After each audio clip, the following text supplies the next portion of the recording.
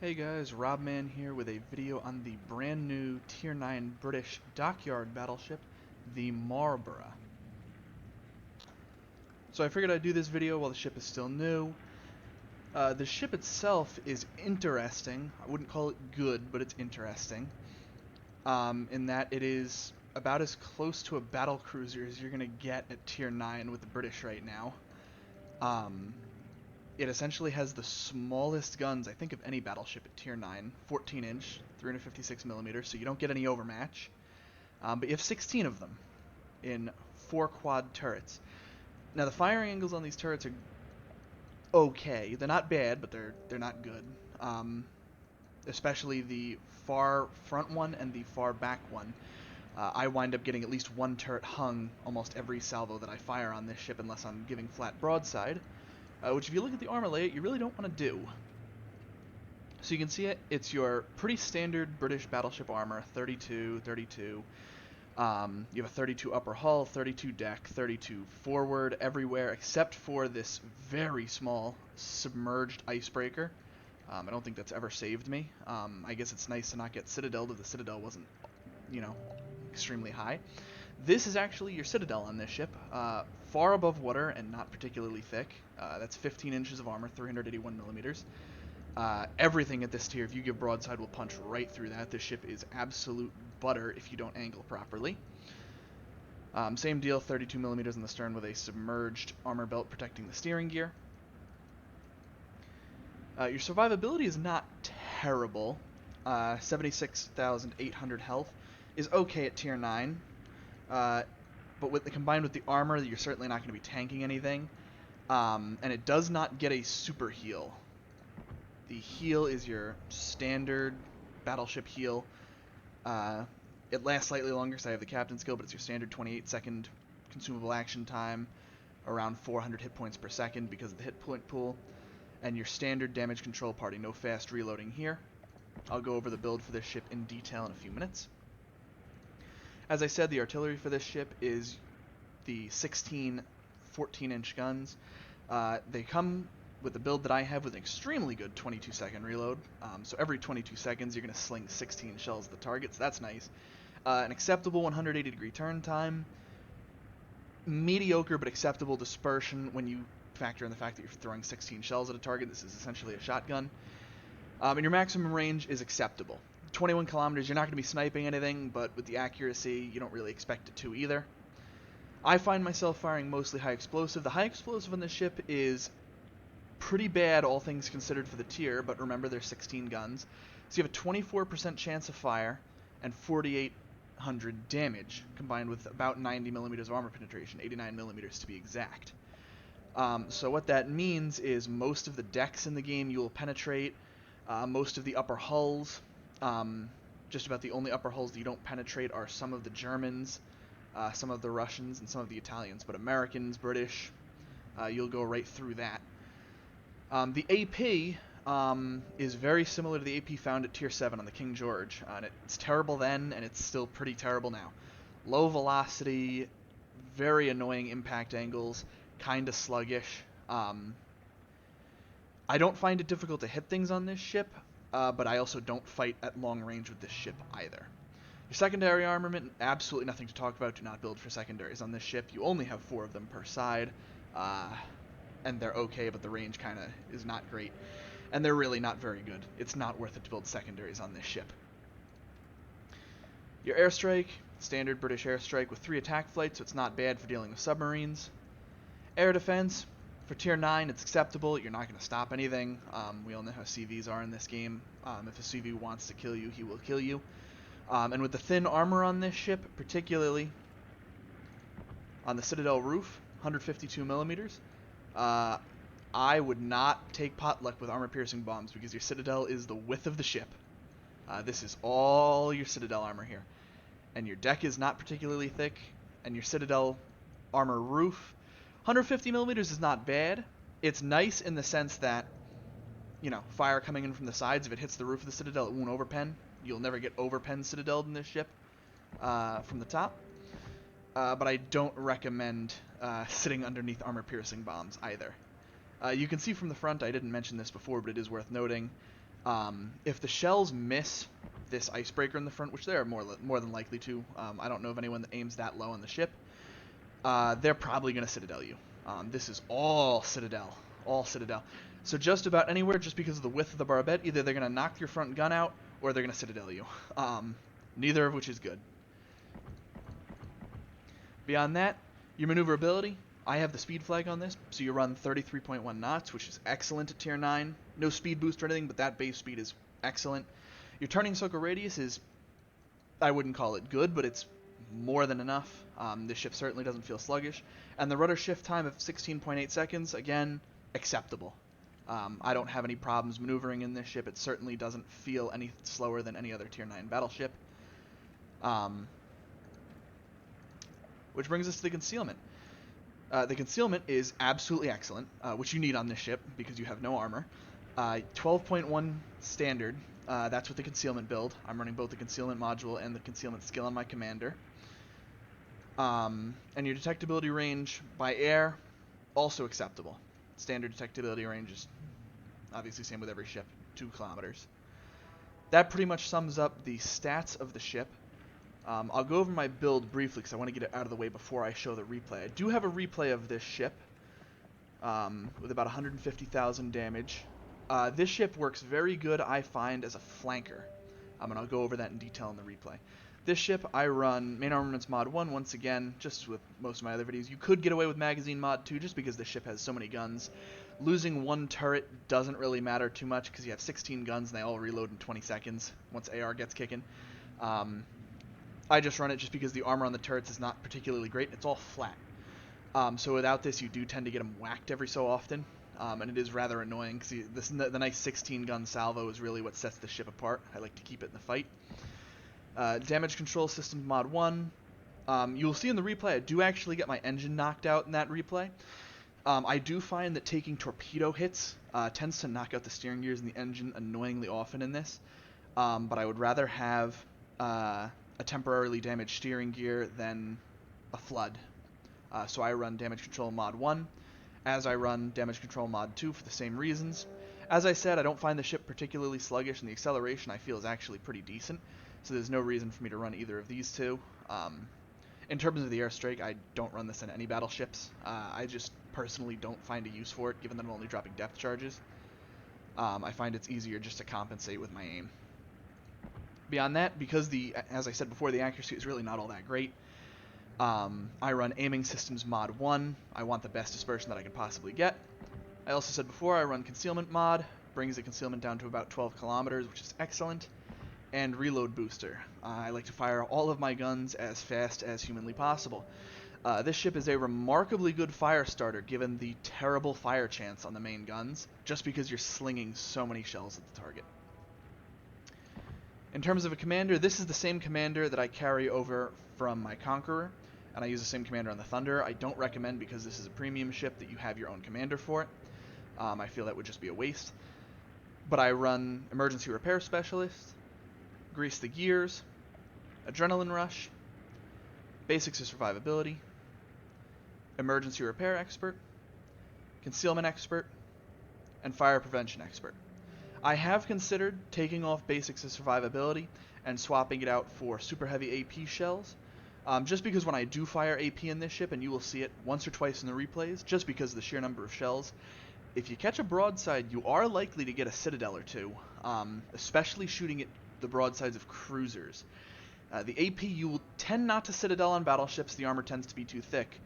But if you find something like a Brindisi, a little bit of foreshadowing there, yeah, they don't hold up very well to this armor piercing from the side. So with that said, let's get to the replay.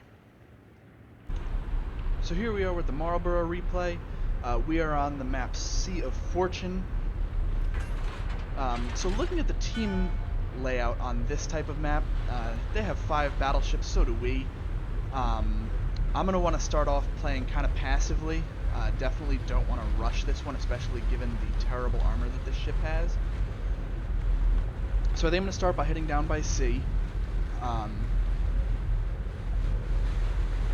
You can see already my team is starting to... Everyone's turning a little bit to the right, so I'm interested to see how the deployment's going to look once everything is all said and done. But we do have a fairly even display of battleships on this map. It looks like the Alsace, and hopefully the Pommern doesn't come too far away from A, at least to start. But we are going to have 3 battleships around C, so I can't play passive for too long. You can see, just as like with a lot of my other battleship replays, you're going to see me start taking some early pot shots. They're not too successful. As I said, the ship is still a little new, and the ballistics, so I'm still getting used to them. But you do score a few hits, and like I said, I do like to start out with high explosive on this ship. I find, especially at long range, the 14-inch AP is just, it's generally not enough to get massive strikes, which is what I'm looking for. We can see I do take a shot here on the Friesland. In the beginning of a match, I always want to aim for enemy destroyers. It's good to try and get them at least to retreat, if not out of the game early. Unfortunately, you can see even at 12 kilometers, 14-inch guns, they're kind of moon shells. So unfortunately all my shells land behind him. But my team is on point here. He does eventually get away, but he does not have a lot of health. We will deal with him later. Take a blind shot on the rubric there. Now you'll see, after each shot, I like to zoom out here. The replay is a little glitched as I go into the turrets. But I zoom out after each shot, and that is because, as I showed in the port, this ship is very, very vulnerable to broadsides when it's not a German battleship shooting at them, because they can't hit the broadside of arm from the inside, as evidenced by that salvo.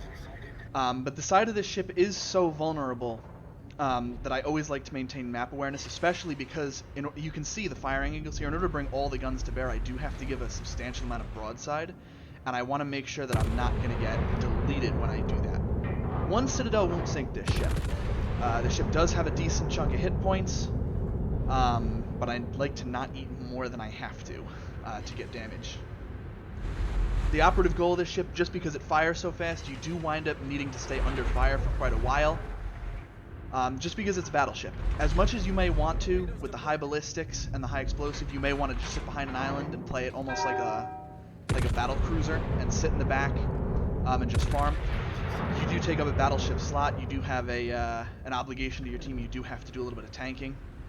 Particularly here, you're going to see me turn in here because my Missouri is taking an absolute pounding and I can't just let him die. If he is going to die, I do want to capitalize on that, and at least at the minimum be able to farm some damage off of his hit points. You can see he is starting to retreat. That is the smart move. And now we start to see the enemy Iowa. Now this is a bold move here. He does have support. You can see I do take a Citadel there. I believe that was from the Ruprecht. And that was a very good shot by him. Could have been a lot worse though. But this is a bold move by the Iowa. Very bold. We have a lot of ships here too. We have 3 battleships, a Rune. I'm not sure if he knows that they're both here, but we do have 2 destroyers here, and I'm not sure if he realizes the Ibuki is here as well. So this is very, very gutsy of him to move forward like this. So I'm definitely looking to capitalize. You can see I immediately get behind this island here, and we start dropping high explosives. You can see each individual shot doesn't do a whole lot of damage, but 6 shells landing. And that's not too bad. This ship is also very forgiving. If you have very good aim, you may not like this ship because it's a little inconsistent. You can see that's a shotgun. This ship, it almost feels like you're playing a Fuso or something, except 2 tiers higher. But you can see the guns are inconsistent, but it's the fact that they're inconsistent that sometimes nets you some damage because it forgives a lot of bad shots. So I see this being a player-friendly ship in that sense. I wouldn't necessarily recommend this ship to new players. The Citadel is just too unforgiving. You can see even just in the first few minutes, I've already taken a Citadel. Almost every shell that hits the side of this ship, unless it hits high, will be a Citadel. And that good Citadel roof arm is just about the only saving grace armor-wise on this ship. Now we can see here I'm debating a little bit. Do I want to retreat? Do I want to go turn around? Or do I want to stay and farm? And then I realize that the Iowa and the Alsace are trying to get out of dodge, and they're either going to cut right, which is going to give me flat broadsides, or they're going to YOLO into my battleships, specifically the Ruprecht, who is now on perilously low hit points. So I realize if we're going to win this flank, I need to go and crossfire these battleships. So I turn hard to the left to angle the armor, and I switch to AP. Now, like I said, front on, AP is not great. Side on, oh boy, what a salvo. That was 7 hits, 4 overpens, 3 pens. That was acceptable. Now, that was a good salvo, but once again, just about every other battleship in the game can do that with less RNG. So, while I am happy by, with the ability to paddle a broadside battleship, you'll see here a flat broadside Brindisi. Aim was pretty good. You can see the shell splashing all around him. 4,000 damage. This is very hit or miss in terms of will your shells do damage or not. Now you can see here, I don't entirely notice the Ruprecht until here, but he is German, which is nice in the sense that these guns won't normally Citadel anyway, but they will arm and pen. So that was 5 penetrations, 2 overpens. That was a great broadside shot. He is now very much dead. He's still reversing. I do believe I fired him again, but I think my team takes him out before I do. Yes, he is not long for this world. There he goes. Which leaves an Alsace, a Brindisi, and a Lepanto currently in smoke. Now, the Alsace is behind the island, so I won't be able to see him. And a Yugomo has just popped up. Now, this can be interesting. Now, I'm anticipating his torps. I'm turning out first to bait them. I want him to fire his torps as far to the right as I can possibly get him to. And you can see they pop up there. Those were from the Ruprecht. Here are his torps. I turn hard left. Aim for the nearest gap. Now, I get very lucky. The game opened me a massive gap there. But the goal was to bait those torpedoes out as far as I possibly can. Now, he may possibly have reload booster here, so I elect not to try and get the rear guns off and just turn in. I only fire the front guns, my team takes him out. That's good. And we can see he did in fact have reload booster. Unfortunately, I will wind up eating one here. Can I miss it? Not quite. And you can see there just what I was talking about. Midships hit with torpedoes, I have found them to knock out the engine on this ship annoyingly often.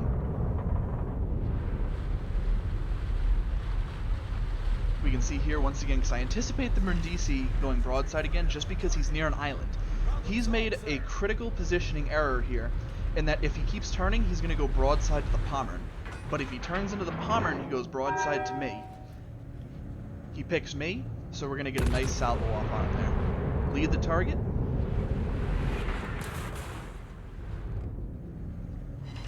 That's beautiful. That was beautiful. Now, like I said before, 15k is not bad, but with 16 shells, I can't help but feel a little cheated that you only got 1 Citadel.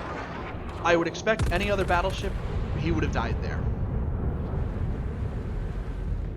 Now, this could just be poor RNG. You can even see here, on the Friesland, only 1 hit.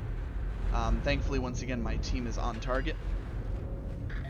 We can see torpedoes coming in from the Brindisi, so we're going to turn left to avoid those. We can also see it hasn't been too bad so far. The Lepanto has thankfully not been shooting at us too much, but sap does hurt this ship. The only place that sap will not pen is the Citadel broadside. Everything else is free damage for him. Thankfully, the excellent concealment of the ship, we are able to go dark, which gives us time to get the guns around and reload. We can see now that we've lost some hit points. Every time I fire, you'll see it here. Just about 20 seconds on the reload. 19-20 seconds. And you'll see here I get very lucky with the fire RNG. 1 hit, 1 pen, 1 fire. And that's on 8 guns. Now what's nice about this ship is because you do have 16 guns, 8 are in the front or 8 are in the back. This is not something like the Leon where you don't want to push in because you only have 4 guns in the front. This ship is good at pushing just as much as it is retreating.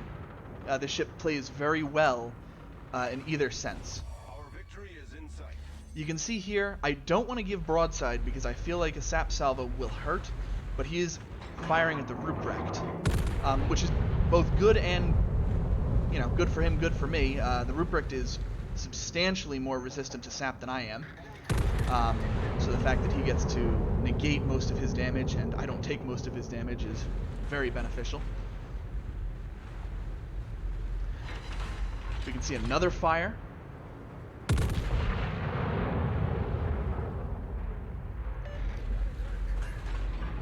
and that's it for the Lepanto.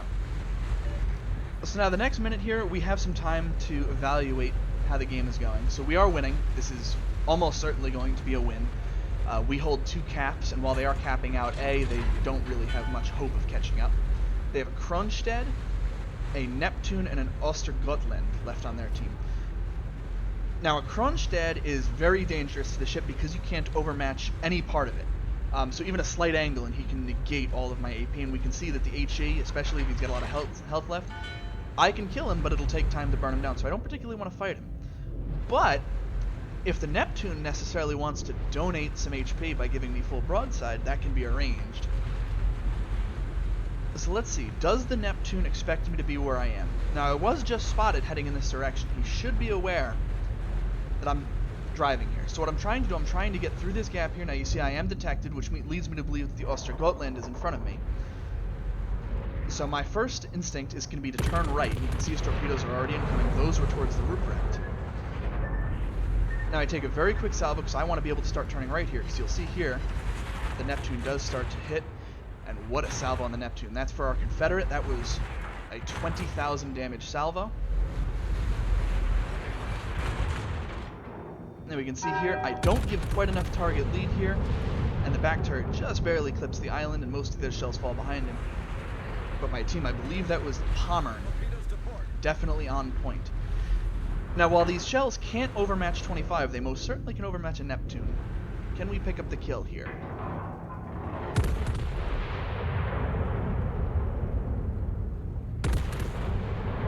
That looks good, and that's a Citadel for the kill. And that brings us to 156,563 damage. Now, I would just like to underline it. Normally, I'd end the game here. There's no further action, but you would think that this would be a misplay. I would like to underline the maneuverability of this ship here.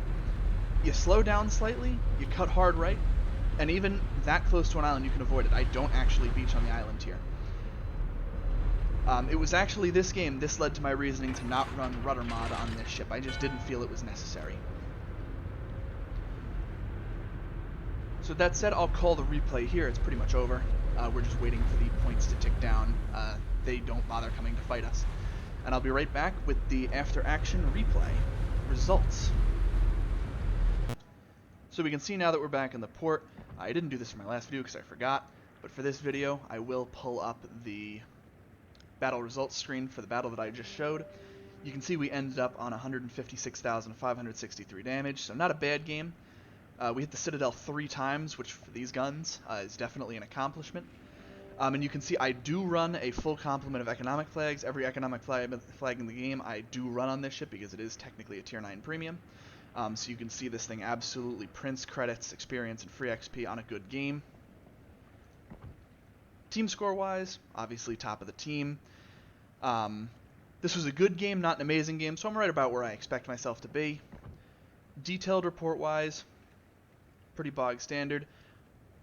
Almost all of the damage was done by the main battery. We did get a little bit of fire damage here. You can see on the bottom, only 18,000 from the couple that we started. So nothing too crazy there. So you can see that the guns definitely perform. They definitely perform if you know how to position correctly. And then I went over this before, but I'll show the complete breakdown here. I do have a premium account, so I do get the extra benefits associated with that. You can see from the full complement, this thing absolutely prints Commander XP, as you would expect from a Tier 9 Premium. But that's all for this video. Thank you, and this has been Robman Gaming.